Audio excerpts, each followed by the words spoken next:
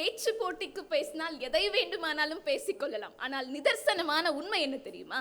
இன்றைக்கு நீங்கள் ஒரு இடத்தில் விபத்தில் சிக்கினால் இந்த செய்தியை எப்படி சமூக வலைதளங்களில் பதிவிட்டு எப்படி லைக்குகளை அள்ளலாம் என்று மனிதத்தை கொள்ளுகின்ற ஒரு நோக்காக இன்றைக்கு சமூகத்தினரிடையே இந்த கைபேசி பயன்படுகிறது என்றால் அதுதான் நிதர்சனமான உண்மை.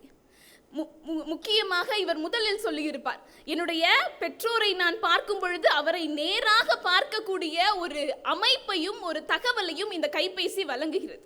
நீங்கள் வீடுகளுக்கு சென்று விட்டால் பெற்றோர்களிடம் பேசுகிறீர்களா?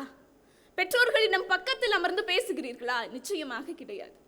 மாறாக அறைக்குள் சென்றுவிட்டு தன்னுடைய உணர்வுகளையும் உறவுகளையும் பிரிக்கின்ற ஒரு நோக்காக ஆன்லைன் விளையாட்டுகளிலும் பணம் சம்பாதிக்கக்கூடிய பல விதமான கருத்துக்களை தவறாக சித்தரிக்கக்கூடிய ஒரு கைபேசியில் நம்முடைய வாழ்வையும் இந்த சமூகத்தின் நிலையையும் இழக்கின்றோம் என்பதுதான் நிதர்சனமான உண்மை.